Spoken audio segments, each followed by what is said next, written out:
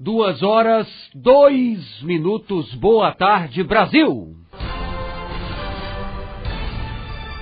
Agora, na 730, Clube da Felicidade.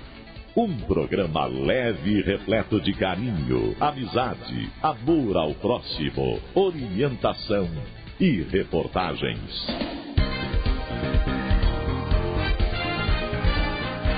A comunicação inteligente de Cadmus Alassal.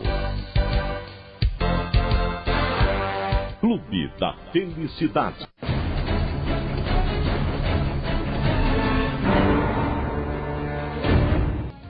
Boa tarde, doutora Rosane Santos, tudo bem? Boa tarde, Cadmus, tudo bem? Um prazer estar aqui novamente com vocês.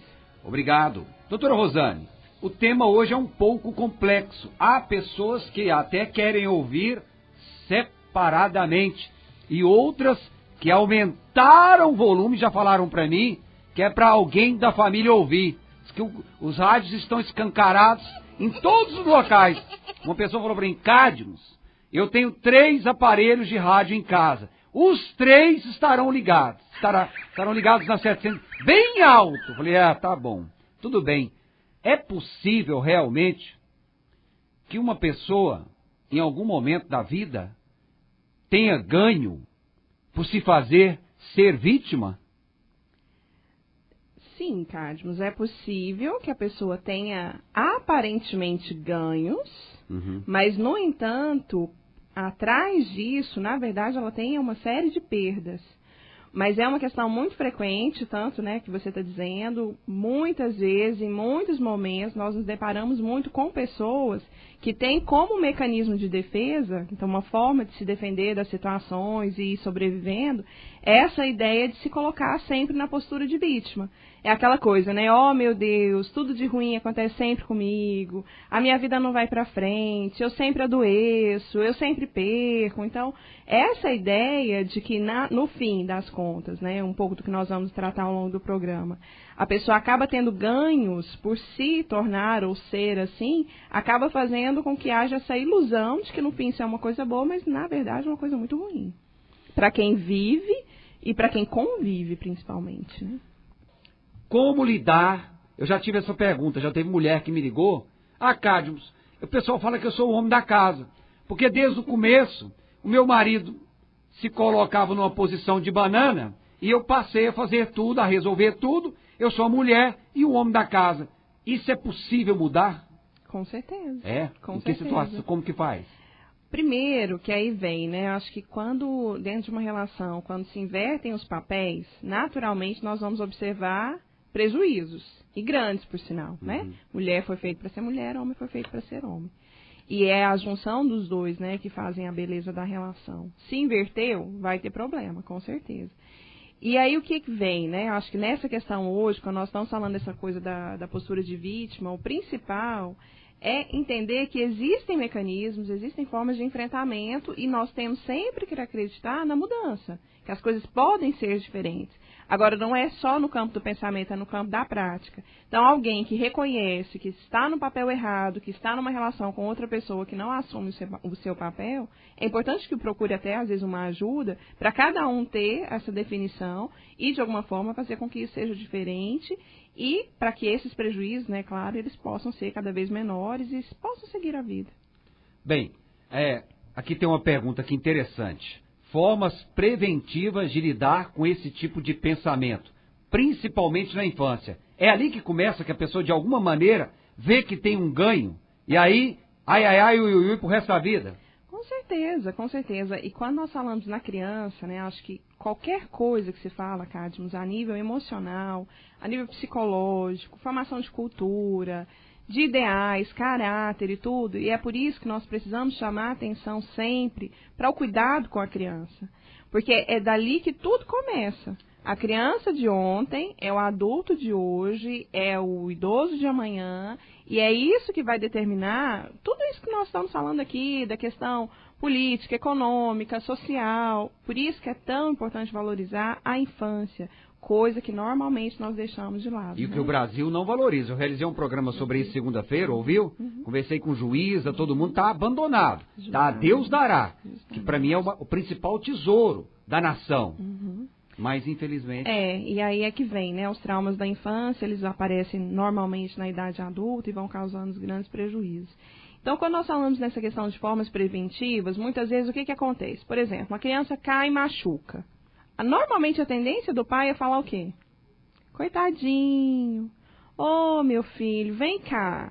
Nossa, que pena, tadinho, né? Essas palavras, elas ficam tão presentes no nosso cotidiano, porque é tão comum lidar assim, que o que acontece? O que a criança vai entendendo?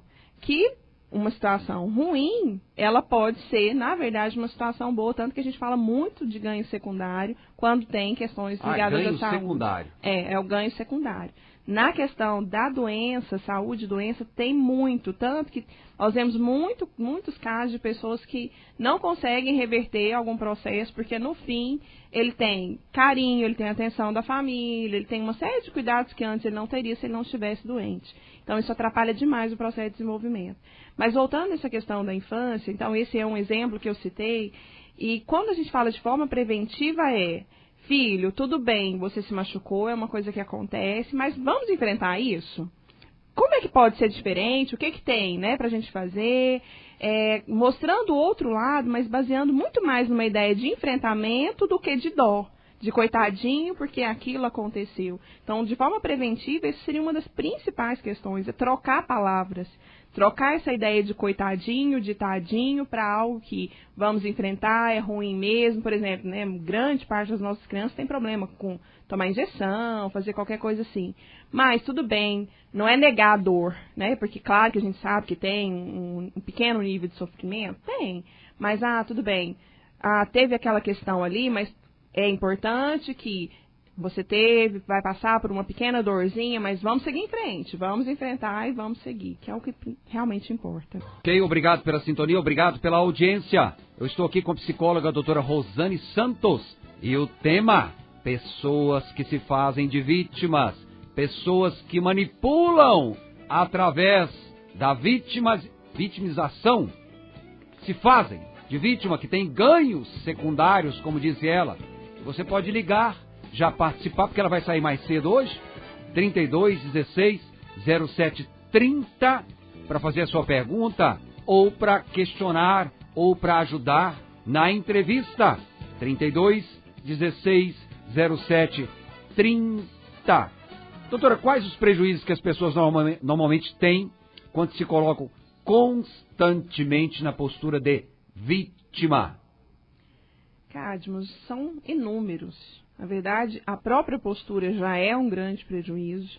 Normalmente são pessoas que têm grandes histórias de fracasso. Então, a relação não dá certo, o trabalho não dá certo, não tem amigos, normalmente tem dificuldade para fazer vínculo, tem dificuldades para seguir uma carreira. Então, são grandes prejuízos, uma série de prejuízos, justamente por causa disso, né? Nós hoje temos estudos tão presentes e fundamentais que falam sobre a influência do nosso sistema de crenças sobre os nossos resultados.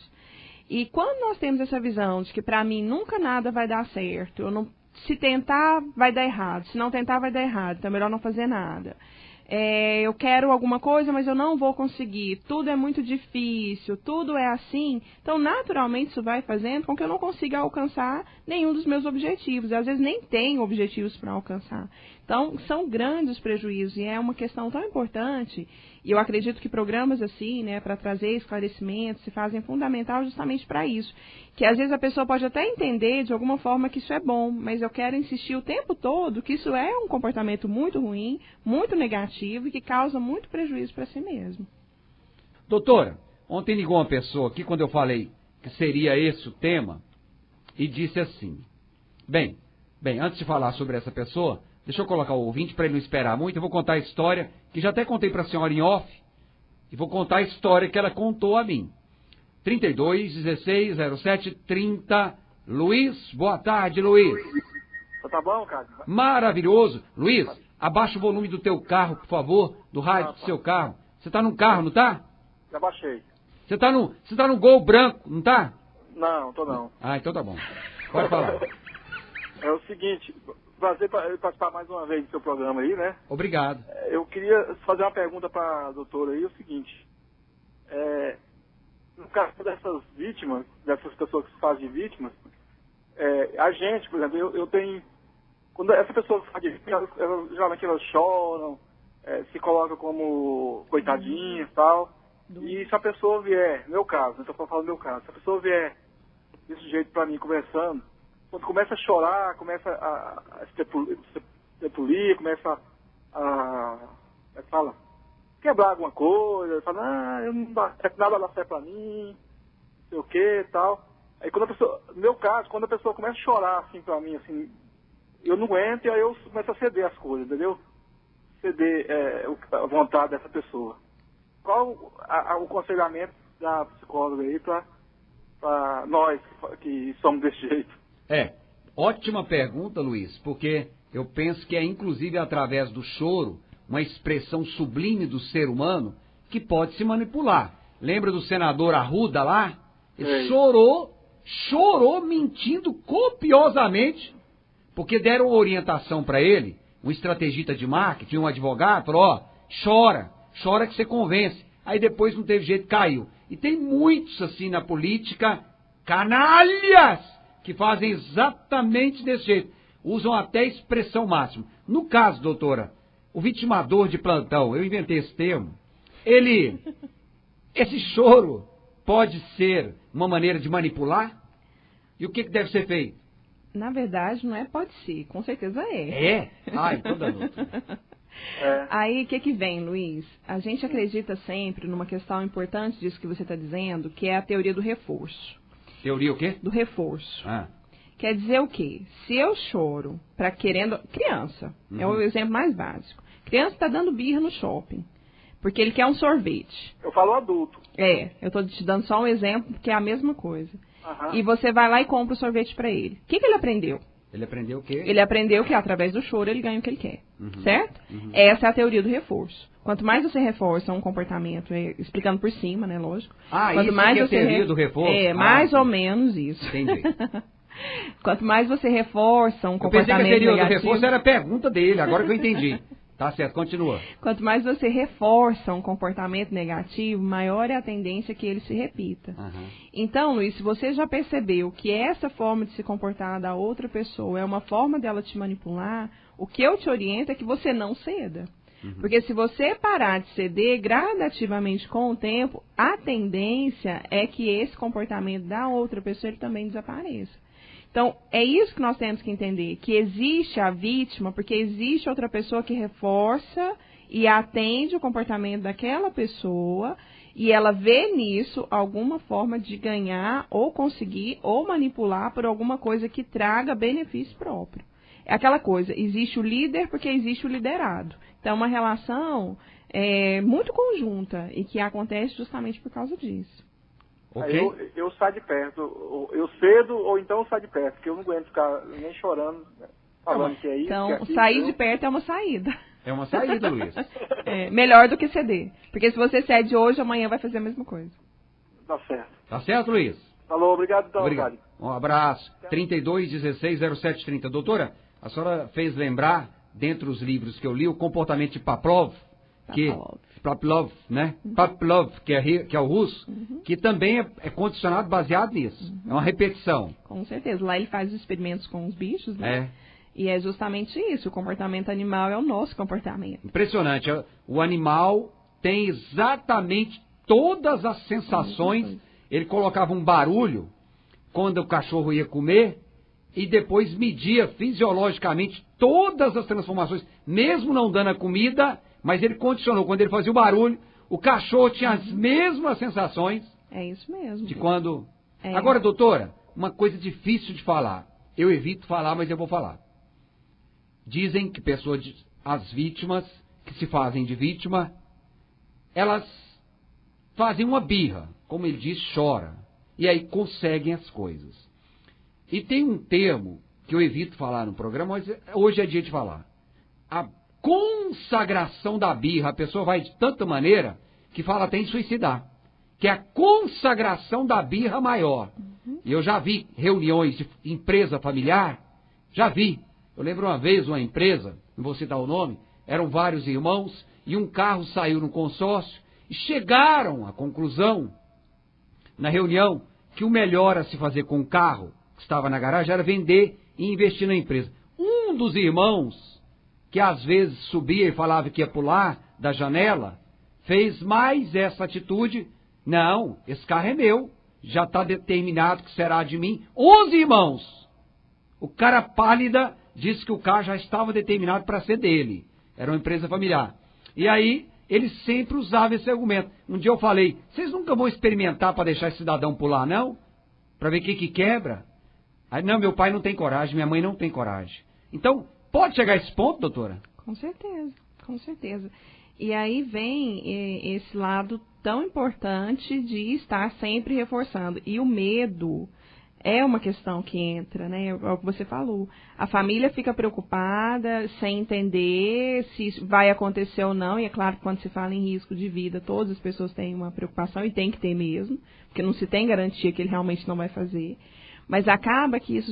Mas era o segundo andar, era só 2 andares. Era só uma forma de chamar atenção. É assim, não sei, eu falei, experimenta, tal, vamos ver como é que é, ué, só 2 andares. E o que a gente observa é que várias pessoas, né, vários pacientes que chegam com essa ideia do suicídio, na verdade, eles não querem morrer. Não. Eles querem chamar atenção.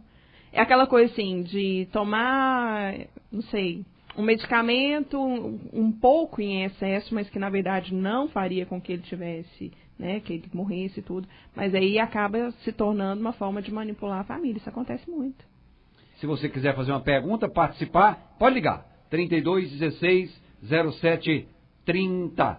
Ontem, a mulher que ligou disse o seguinte, que disse que deixaria os 3 aparelhos de rádio ligados bem alto, que foi assim, é assim no casamento, já são muitos anos, e que o marido dela fica chateado, que as pessoas chamam ele de pamonha, porque é ela que resolve, diz que ela que é o macho da casa, mas ela diz que se ela não fizer, ele não faz.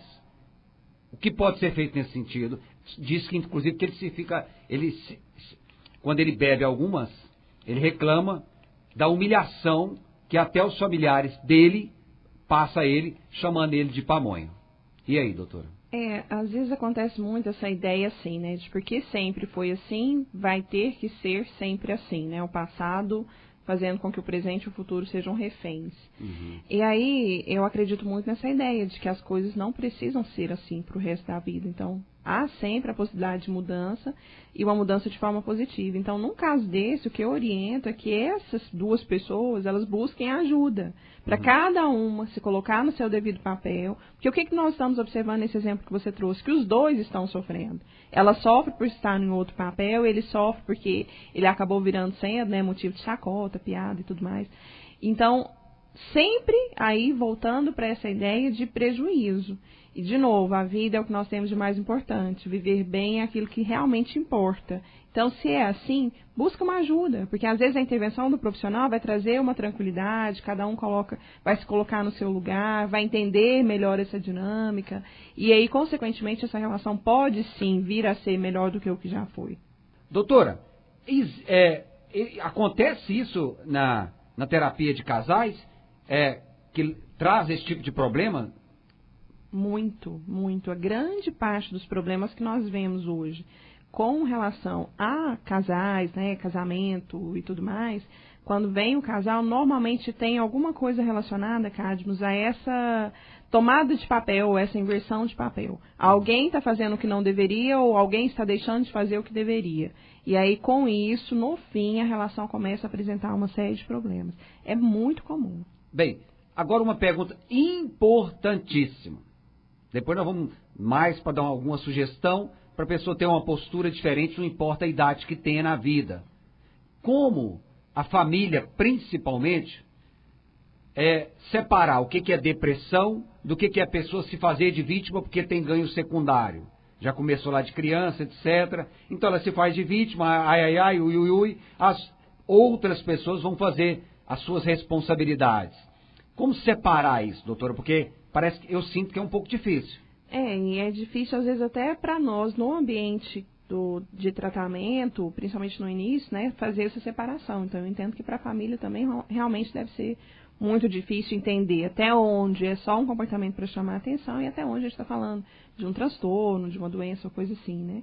Então, o que é, de novo, eu acho que a ideia do prejuízo, ela tem sempre que prevalecer.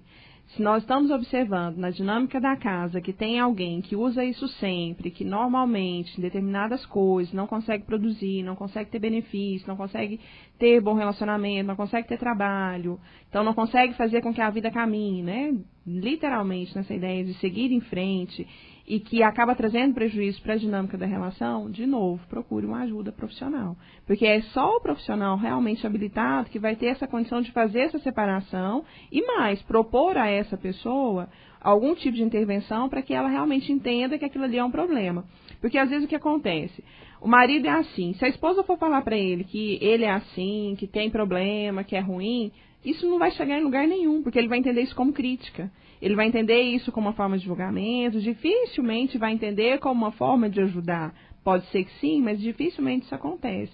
E às vezes com a intervenção do profissional, não. As coisas acabam entrando numa outra dimensão. O profissional tem mais recursos, né, para habilitar e para trabalhar com esse tipo de situação. Agora, doutora, e quando o homem tem uma mãe autoritária, um pai pamonha, igual a mulher disse, desculpa a expressão, é o que a mulher disse ontem lá.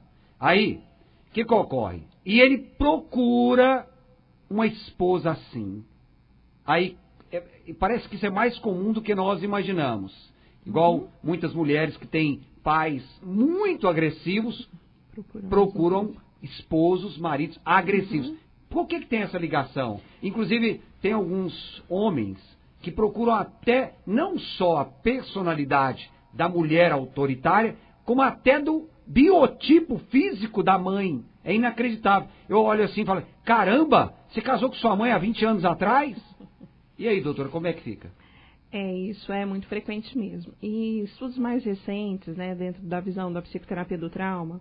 Como é que é o nome? Se chama psicoterapia do trauma. Psicoterapia do trauma. É uma visão que junta psicologia e neurociência. E dentro dessa visão da neurociência, nós estudamos muito, Cadmus, a influência das memórias. E existem dois tipos de memória. Uma memória que é autobiográfica, que é a memória que você pode ir aqui tentando se lembrar de fatos recentes da sua vida. E existe uma memória que até então não era muito falada, mas que de um tempo para cá a gente tem observado que é o que mais influencia na nossa dinâmica, que é uma memória fisiológica. E essa memória fisiológica, ela fica guardada na nossa célula, nos nossos tecidos, nos nossos órgãos. E o que acontece? Essa influência desse tipo de pensamento, desse tipo de comportamento, dessa convivência com pessoas assim, vai ficando guardado dentro dessas memórias. E isso vai fazendo com que na idade adulta haja uma necessidade, às vezes até, de continuar aquele mesmo padrão. E continuando esse mesmo padrão, normalmente acontece muito isso mesmo, das pessoas irem procurando aquilo que até então era algo de referência, mesmo que esse algo de referência fosse uma coisa negativa, como esses dois casos que você citou. Que coisa interessante. A mente humana é algo inacreditavelmente inacreditável. Meu Deus do céu. Eu sei que esse assunto muitas pessoas não gostam, porque expõe um pouco, mas se quiser participar, pode participar. Pode até não dizer o nome, não tem problema. 3216-0730. Doutora, a pessoa que nos ouve agora e sabe inconscientemente, tem a percepção que tem esse papel de vítima, se colocou nesse papel de vítima durante a vida, que gostaria de tentar romper esse padrão. O que ela tem que fazer? Se ela já tomou essa consciência, ótimo, grande parte do problema, ele acaba aqui, né? Porque essa ideia de perceber e entender que isso realmente é uma forma de prejuízo que traz dificuldades para a vida, é o principal. Se tomou consciência, agora é na prática, né? A prática significa mudar os pensamentos, então deixar essas coisas principalmente essas palavras, né? Tudo é ruim, tudo é difícil, nada dá certo, ninguém gosta de mim, ó Deus, ó céus, ó sol, ó lua, né? ir abandonando gradativamente esse tipo de pensamento e fazer disso um comportamento mais assertivo, de buscar enfrentamento, de entender que a vida é assim, que coisas dão certo e coisas não dão certo, mas o que nós precisamos fazer é tentar, é enfrentar, é buscar.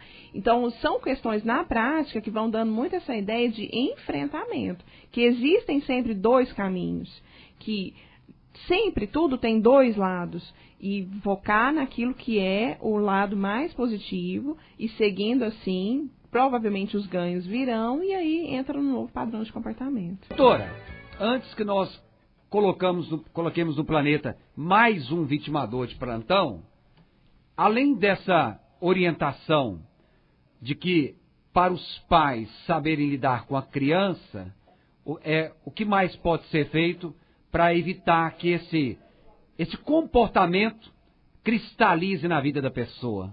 Porque realmente, muitas vezes, quando a criança está doente, é que ela tem toda a atenção do mundo dos pais, principalmente hoje pais, geralmente são os dois que trabalham e a criança é cuidada ou pela escola, ou pela televisão, ou sabe lá por quem. Mas no momento em que ela está doente, dodói, ela inconscientemente percebe que tem toda a atenção do mundo e até carinhos e mimos. E aí?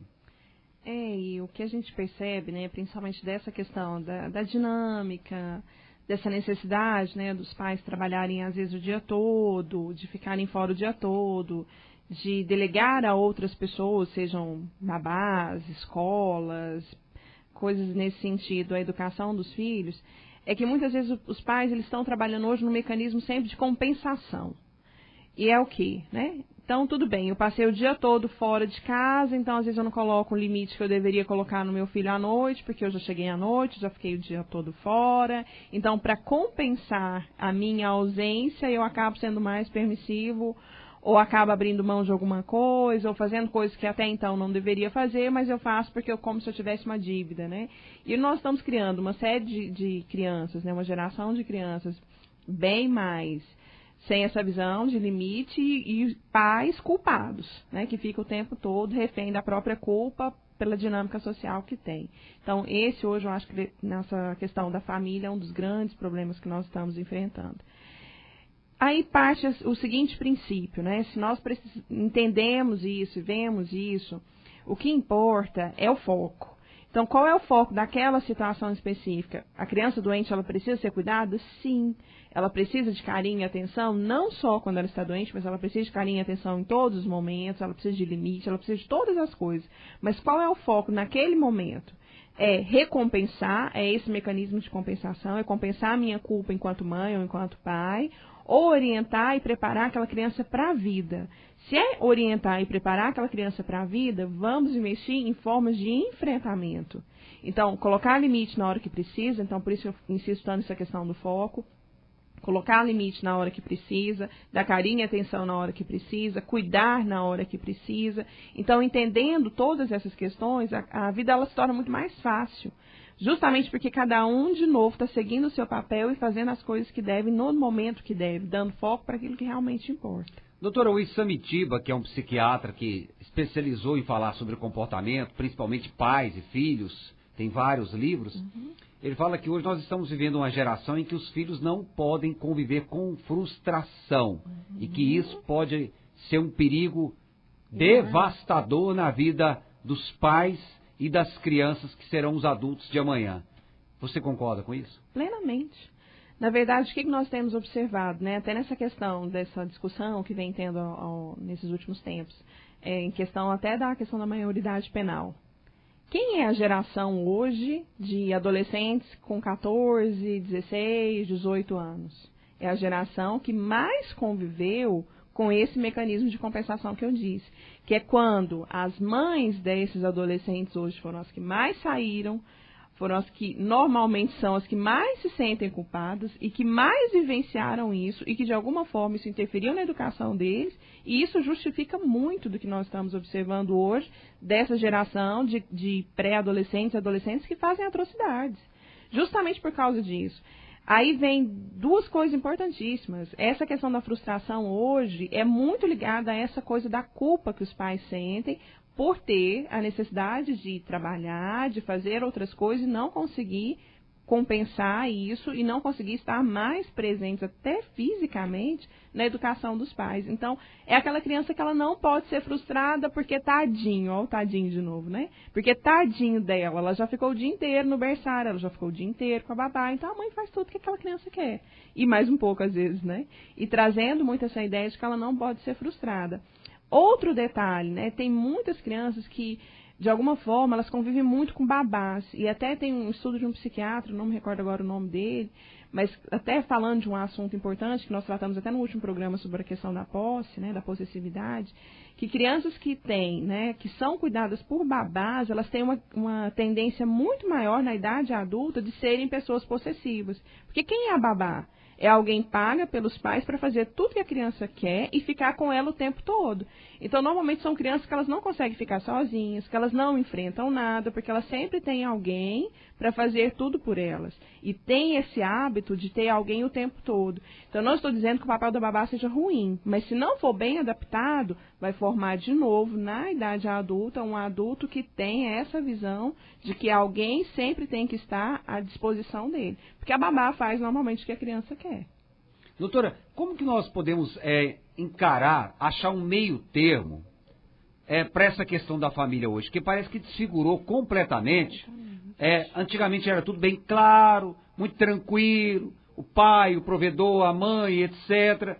E hoje parece que bagunçou tudo, nós não sabemos nem o que vai acontecer com a humanidade, principalmente em que momento que a pessoa pode analisar que a curto prazo ela pode ter um ganho, os dois trabalhando.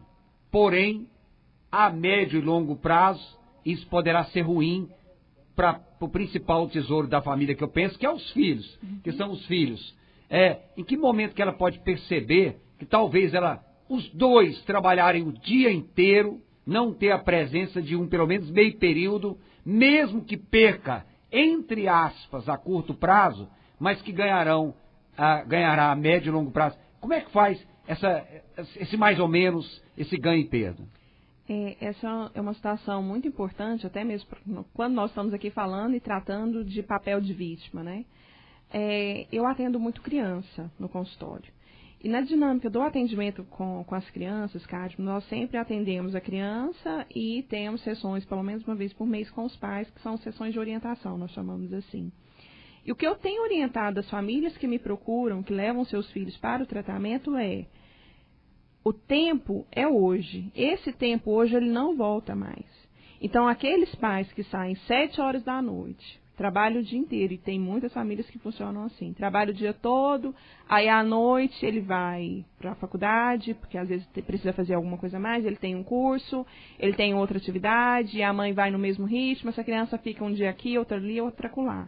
O que eu tenho orientado é equilíbrio. Também não dá hoje para falar para a geração de mulheres que nós formamos hoje, que ela vai ficar o dia todo dentro de casa, só para essa visão de cuidar dos filhos, de casa e tudo mais, porque elas não foram treinadas para isso. Então nós vamos ver uma geração de mães frustradas, porque não tiveram essa necessidade atendida também de serem profissionais. Então eu aposto muito e sempre oriento equilíbrio. Então, tudo bem, o pai precisa trabalhar um pouco mais, você citou um detalhe importante. A mãe às vezes abre mão, não precisa trabalhar o dia todo, não precisa trabalhar e estudar, né, fazer as duas coisas ao mesmo tempo. Então abre mão no final de semana, focar mais, cuidar, oferecer lazer, ou mesmo assim, eu entendo, né, eu sou mãe, eu tenho 2 filhos pequenos, eu sei como é essa dinâmica, eu sei da dificuldade que é, mas principalmente assim, né, de chegar em casa, dar atenção, brincar, porque às vezes tem mãe, tem pai que estão em casa com os filhos, mas na verdade eles não estão. É fisicamente presente, mas mentalmente e emocionalmente muito distante também. Então, investir mais em tempo de qualidade, de realmente dar atenção, de dar carinho, de dar cuidado e, principalmente, deixar de ser refém da culpa. Porque esse sentimento de culpa, muitas vezes, nos faz, no papel de pais, fazer coisas que em outro momento nós não faríamos. Ok, vamos falar com o ouvinte que ligou no 32 16 07 30 e quer fazer uma pergunta ou dar a sua opinião. Boa tarde, Jader. Tudo bem? Ô, Cádio, tá bom, Jader? Tudo bem, maravilhoso. E o senhor? Tudo bem. Pode falar. Pergunta é o seguinte, eu tenho um filho, eu sou separado, meu filho de 11 anos mora comigo. Certo. Eu teria tantas perguntas, mas eu tenho um livro, qual a indicação dela? O filho mora comigo, eu tenho 11 anos. Se ela conhece o livro, por exemplo, Afetividade e Limites, e o outro é a autoestima do seu filho. O filho mora comigo, tem 11 anos. Eu me ausento à tarde, mas ele fica, além do cumprimento dele da tarefa, da obrigação de estudar, eu libero para ele interagir naquele PlayStation 3, é um jogo interativo, em que ele se envolve. Então eu entendo, salvo o melhor juízo, que essa interatividade não faz ele sentir a solidão nesse período da tarde, no período da tarde tão somente. E ele sente bem não ter nenhuma tarde, desde que não prejudique a obrigação de estudar. Eu queria a opinião dela, desses dois livros. Se ela tem conhecimento, a autoestima do seu filho e Afetividades e Limites. Bem, uma coisa já é boa. Já gostei de você ser um pai e preocupar isso, né? E ler. Coisa que poucos fazem, porque ninguém nasce pai, ninguém nasce mãe, e muitas pessoas têm que aprender. Então, a melhor maneira ainda são os livros. Eu não vejo outra maneira. Então, já é um bom sinal, um ótimo sinal para você que é papai. Doutora Rosane Santos Jader. Então, Jader, eu reforço isso que o Cadmus falou, me chamou a atenção essa sua postura, né, de querer estudar, de querer ler. Eu realmente não conheço esses dois livros que você citou, mas pelos títulos, né, realmente tratam daquilo que nós estamos falando aqui, que é algo muito importante, que é a questão dos limites, de cuidar, né, dessa visão, da autoestima, que é um pouco do que nós ainda vamos entrar aqui no programa. Então, eu acredito que realmente seja importante. E você ainda tocou no assunto muito importante também, né, que é o fato de que você se preocupa com essa ideia de não ficar fora o tempo todo, então o seu filho só passa metade do período, né, sozinho, ou pelo menos sem a sua companhia. Então, nós estamos aqui num caminho que, dentro disso que você está dizendo, que traz essa ideia de ponto de equilíbrio, né, que você faz as suas atividades, mas se preocupa também com a educação, com cuidados e tudo mais relacionados ao seu filho. Então, eu te diria até parabéns pela sua conduta. Ok, Jader, obrigado. Obrigado a você, Carlos. Um abraço. Um abraço. Boa tarde. 3 horas e 18 minutos, a hora certa de Casas Bahia. Dedicação total a você. E eu estou aqui com a psicóloga, a doutora Rosane Santos. Nós estamos conversando sobre pessoas que se fazem de vítima, pessoas que têm ganhos secundários em se fazer de vítimas, e um termo até que eu usei, vitimador de plantão, em que automaticamente alguém fará as coisas por ela. Doutora, essa pergunta aqui bem profunda, como o nosso sistema de crenças interfere na postura de vítima?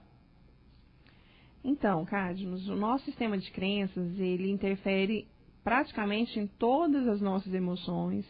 Poderia citar alguns exemplos de sistema de crença, por favor?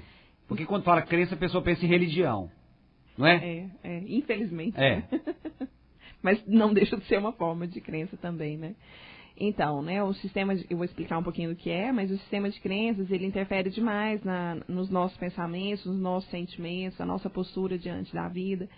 E o que é o sistema de crença? É aquilo que eu creio, então aquilo que eu acredito sobre mim, sobre os outros, sobre o mundo, sobre as situações. E isso tudo, de novo, né, vai sendo formado na gestação, na idade, na infância, e toda a minha vida vai formando aquilo que eu acredito sobre mim, acredito sobre o mundo e acredito sobre os outros.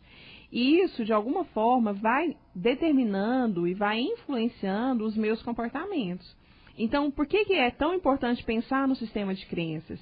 Então, se eu acredito que o mundo, por exemplo, é um lugar mau, que o mundo realmente é um lugar difícil, eu vou me relacionar com esse mundo que eu acredito ser assim, dessa maneira. Então, se eu acredito, por exemplo, voltando na questão de autoestima, que foi o que o ouvinte anterior disse, né? Se o que eu acredito sobre mim, então se o meu sistema de crença sobre mim mesmo, em relação à minha autoestima, é que eu sou a pessoa mais feia, a pessoa menos inteligente, que eu sou a pessoa mais sem sorte ou menos habilitada para fazer qualquer coisa, é assim que eu vou lidar comigo mesma e é assim que eu vou lidar com a minha vida. Só um parênteses, doutora.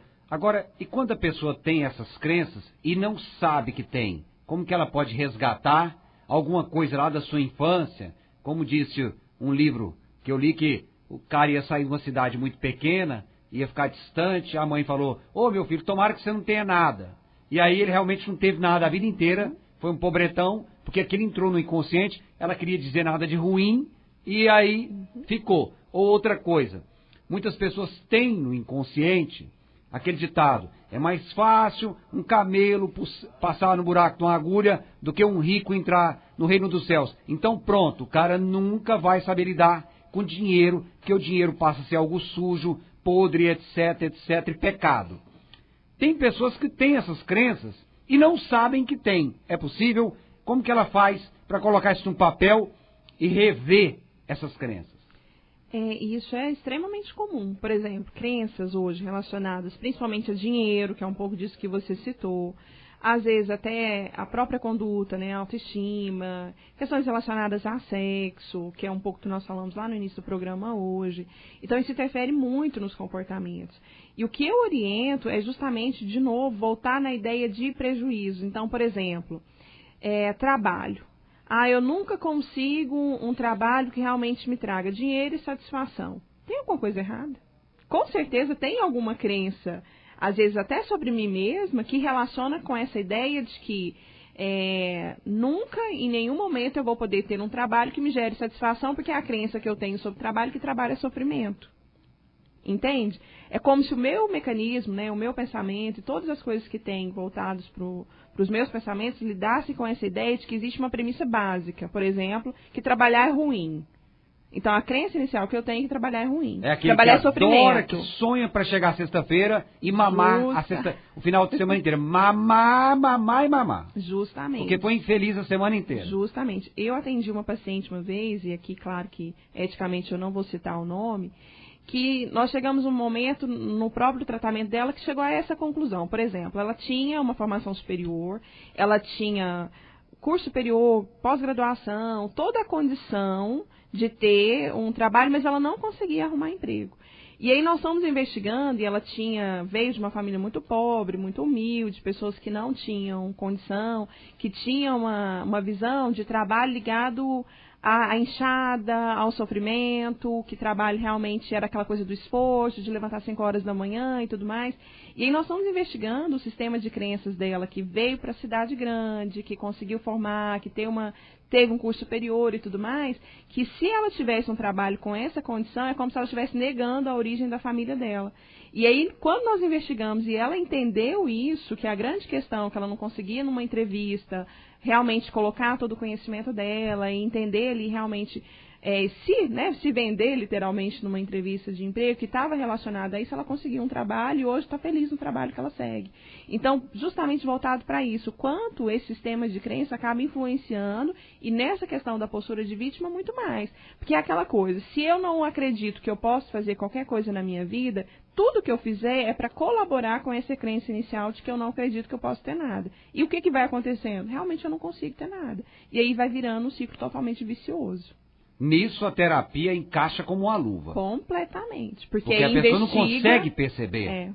Eu lembro uma vez que um colega meu foi no terapeuta, aí depois de uma determinada sessão ele falou, por que tudo na sua vida tem que ser difícil e problemático?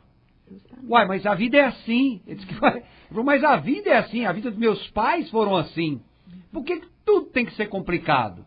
Então não podia ser algo natural, algo automático, um talento não poderia desabrochar, porque tinha que ser complicado, tinha que ser suado e tinha que ser difícil, senão estava errado.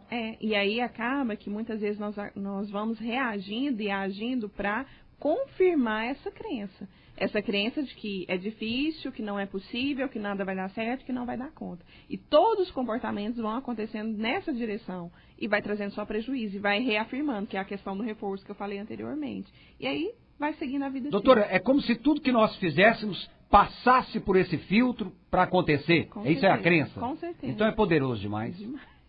Então tem que rever todas. Demais. E eu penso que, com todo respeito, é até assim que alguns líderes despreparados, religiosos, que manipulam as suas ovelhas. Com certeza. Sem dúvida nenhuma. Porque vai colocando culpa, o cidadão vai diminuindo, que é um sistema de lavagem cerebral que tem esse sistema em administração de empresa, eu já estudei isso, o sistema de aquário. O cara te coloca dentro de um aquário, te diminui tanto, logo nas primeiras entrevistas, nos primeiros relacionamentos com o seu chefe ou com o patrão, ele te coloca lá embaixo e põe dentro do aquário, ó, se eu te tirar daí, você morre. Você está sob o meu poder. Você acredita naquilo. Até o dia que você arruma uma depressão, alguma coisa, e você consegue sair. Porque até então você fica sendo manipulado. E isso vem logo nas primeiras interações. Doutora, como que a gente pode refazer para crenças poderosas, mas não inconsequentes? Tem idade para isso? É preciso o quê? Para rever, se você tem uma crença, uma palavra, seria como se fosse um auto-boicote? É isso? Uma crença enfraquecedora? Se é uma crença negativa, com certeza. Ela está o tempo inteiro trabalhando contra você mesmo. É muito louco isso, né? A primeira vez que eu ouvi essa palavra, eu não quis acreditar. Auto-boicote. Eu falei, não, eu não acredito nessa palavra. Como é que é isso? Como é que a pessoa está trabalhando contra ela? Se ela quer aquilo, como é que ela está trabalhando internamente para derrubar ela mesma? É possível rever isso como? Com certeza. Acontece muito. E, além do mais, é uma das coisas mais importantes que tem de serem revistas. E na psicoterapia hoje nós temos, né, as ferramentas que têm esse alcance e grande parte dos problemas, grande parte dos sofrimentos estão ligados diretamente a isso. É aquela questão, eu quero ser feliz, mas eu acredito em felicidade? Vou dizer um caso. O caso que eu li é que a pessoa, todos os relacionamentos amorosos dela acabavam em problema, em pancadaria ou em ciúme ao extremo, porque, no fundo, inconscientemente, ela acreditava que ia acontecer o que aconteceu com os pais, que a mãe traiu o pai. E que a criança pegou a traição. Foi a criança que foi, inclusive, que viu. Então, chegava um determinado momento, ela auto-boicotava todos os relacionamentos. Porque para ela, casamento ia dar em traição, em chifre, em dois, separação e o escambau. E ela não acreditava que estava inconsciente. Pode ser isso? Com certeza. E às vezes até um mecanismo assim, de tentar evitar, por exemplo, né? Essa questão que você citou é fundamental e é um exemplo que cabe muito bem aqui. Tem pessoas que elas querem alguma coisa, mas elas não conseguem ter esse algo. Então, por exemplo, essa criança. Outra questão que poderia... Eu vou falar quem que é essa criança, não está aqui, eu posso falar. É o cantor internacional Sting. Ele viu a mãe dele traindo o pai dele com o leiteiro, e aí gerou todo um inferno na vida dele. E só depois de velho que ele entendeu por que os relacionamentos eram complicadíssimos. Então, às vezes até uma forma claro que o sistema de crenças nesse sentido negativo, ele acaba funcionando como um mecanismo de defesa também. Então, por exemplo, aí criou-se uma crença que mulher não presta, ou que casamento é ruim. Então, aí dá para fazer uma lista, né, de crenças negativas que podem ter gerado essa questão aí. Na idade adulta, o que acontece? Todos os pensamentos e comportamentos dele vão direcionar para confirmar essa crença. Então, grande parte das pessoas que na idade adulta têm, né, e aqui nós falamos muito de infância, mas essas crenças, elas acontecem e são reafirmadas o tempo inteiro. Então, aí pode ter uma relação com essa questão da infância ou não, mas o tempo todo é para confirmar aquilo que inicialmente teve. Tanto que quando num processo, né, de psicoterapia, nós vamos lá e desconstruímos ou destravamos essa crença inicial, as outras coisas elas começam a acontecer por consequência. Porque é como se abrisse um leque para uma visão diferente da vida, do mundo, das pessoas, de si mesmo e todas essas questões que influenciam tanto. Doutora, a psicologia é algo interessante demais. É pena que os brasileiros não acreditam tanto nela. Porque o tal do destravar e descortinar o mundo novo é como se fosse um renascimento a partir daquele dia. Mas quem quer investir? Muitas vezes até reclama do preço. Agora o preço da cerveja de R$3 não reclama. Da mesa do bar de final de semana para ficar mamando todas, R$150 não reclama. Aí médico é caro, psicólogo é caro, eu não entendo o que é prioridade. E um detalhe importante disso, qual é a crença principal que nós temos? Que mudar é o quê? Mudar? Difícil. É o quê? Mudar é difícil. Difícil. Mudar é impossível. É assim mesmo. Então, às vezes, procurar uma ajuda profissional para pensar num processo de mudança vai contra essa crença inicial de que mudança é difícil. Então, acaba entrando de novo num ciclo de sofrimento. Mas, doutora, só para encerrar, Eu vou liberar a senhora, vou chamar um intervalo, porque senão a senhora vai atrasar com o paciente. Mas eu quero agradecer, eu agendei aqui 2 temas, não sei se será com a senhora, com algum dos psicólogos que aqui vem, ou psicólogas, sobre pais e filhos. É algo que nós temos que repensar, porque, eu vou ser sincero, talvez pode ser que alguma ouvinte liga e reclama. Eu conheço casos, famílias, em que a mulher ganha 1.000 e poucos reais no trabalho e gasta o mesmo 1.000 e poucos entre empregada, babá, passadeira, lavadeira, e deixa os filhos na mão dos outros. Eu não estou querendo obrigar, ela não quer ser mamãe, entre aspas, ela falou, não, eu não nasci para ser dona de casa. Tudo bem, mas eu quero entender o preço, o custo-benefício que isso vai custar amanhã para as famílias brasileiras. Assim, então esse é um questionamento que eu quero fazer num próximo programa, e outro programa sobre crenças. Eu quero entrar a fundo nisso. Eu vou trazer todas que nós temos e que achamos que não é crença. Essa que eu falei do camelo é uma que muita gente fala. Uai, se o cara tem essa crença, então ele nunca vai ter nada na vida. Ele está se auto-boicotando. Então, são 2 temas que nós vamos tratar futuramente. Eu quero agradecer, doutora Rosane Santos. Muito obrigado por mais essa participação aqui no programa. Ok, Cadmus, quando eu estudei sobre o Psyche, que é uma técnica que trabalha diretamente sobre essa questão... daquele tema, eu quero voltar a esse tema, o Psyche. Quando eu estudei sobre a questão do sistema de crenças, né, dentro dessa visão da técnica, eu até me surpreendi com quantas crenças nós temos e que aparentemente são crenças comuns e que, na verdade, por trás disso tem uma série de questões negativas e quanto elas nos causam prejuízo.